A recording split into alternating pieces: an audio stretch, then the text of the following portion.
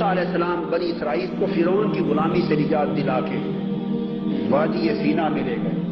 ایک طویل زمانہ غلامی تھا جو بنی اسرائیل نے گزارا تھا. آزادی مل گئی. ان کو بھی 1947 کا سال ملا. بنی اسرائیل کے لیے وہ دن جب حضرت موسیٰ علیہ السلام انہیں مصر سے نکال کر اور فرعون کی غلامی سے نکال کر دریا عبور کروا کے وادی سینا میں لے گئے اور فرعون غرق ہو گیا.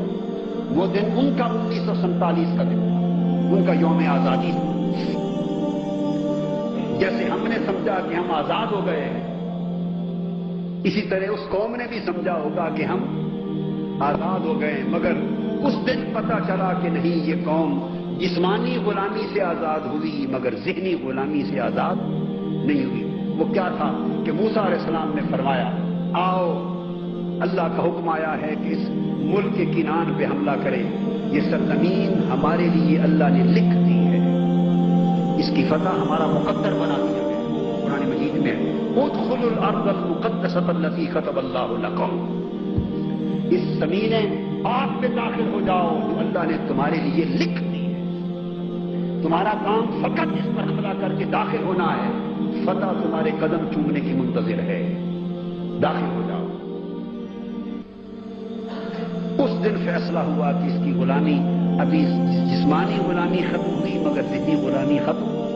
تو قوم نے معلوم ہے کیا جواب دیا؟ وہ قوم جس نے موسیٰ علیہ السلام کے معجزے آنکھوں سے دیکھے تھے،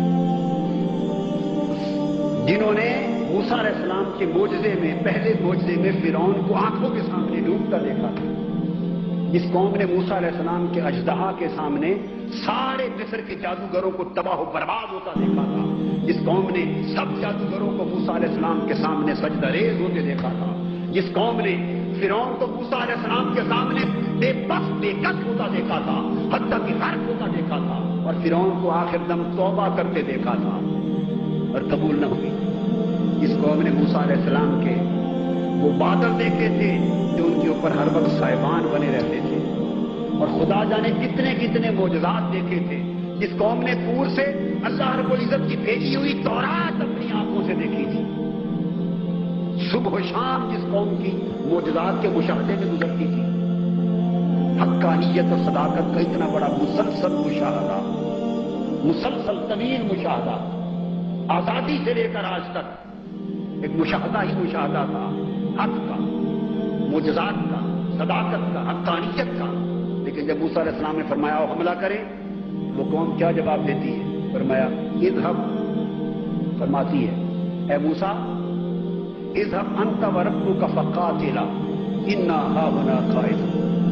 اے موسیٰ یہاں تو قوم جبارین آباد ہے، بڑے طاقتور، بڑے مسلح، بڑے اسلحہ اور سامان ٹیکنالوجی والے، اور بہت بڑی جابر فوج کے دستے ان کے پاس ہیں. ہم تو ان سے لڑ نہیں سکتے. موسیٰ آپ جائیں اور آپ کا رب جائے جس نے حکم بھیجا ہے، اور دونوں جا کے لڑو. ہم یہاں بیٹھے ہیں، جب آپ فتح یاب ہو جائیں تو بلا لینا، ہم آ جائیں. حلوہ پکا ہوا کھا لیں، خون آپ دیں، حلوہ ہم کھا لیں. انا ہاہنا قاعدون. قوم نے موسیٰ علیہ السلام کو جواب دے دیا کہ ہم یہاں بیٹھے، آپ جائیں لڑیں. ان کے اس جواب نے واضح کر دیا کہ جسمانی آزادی ہی ساری آزادی نہیں ہوتی، ذہن غلام ہے. تو اللہ رب العزت نے پھر حکم دیا یتیہون فی الارض 40 سنہ. اب یہ قوم 40 سال تک انہی صحراؤں میں دھکے کھائے گی، بے مقصدی کی زندگی میں ماری ماری پھرے گی. اور 40 سال کیوں کہے تھے؟ کہ اس قوم کے کچھ سال زندگی کے گزر گئے تھے، آدھی زندگی گزر گئی ہوگی اکثر لوگوں کی، اور 40 سال گزرنے کے بعد بقایا سب اپنے دم آخری پہ پہنچیں گے اور رخصت ہو جائیں گے دنیا سے، تاکہ قوم ختم ہو جائے گی. 40 سال مزید وادی تیہ میں صحراؤں میں ان کو بے مقصدی کی زندگی گزارنا پڑا. اور پھر موسیٰ علیہ السلام کی وصال ہو گیا، اور اس قوم کے بیشتر لوگ جن کے ذہن اور جن کے خون غلامانہ تھے وہ بھی صفحہ ہستی سے مٹ گئے. نئی نسل جو صحراؤں میں پیدا ہوئی تھی اور پہاڑوں میں جس نے جنم لیا تھا، اور پہاڑوں کوہساروں اور صحراؤں میں جس نے پرورش پائی تھی، اور جنہوں نے غلامی کی زندگی نہیں دیکھی تھی. 40 سال جو صحراؤں میں رہے, غلامی کی زندگی دیکھی نہیں تھی.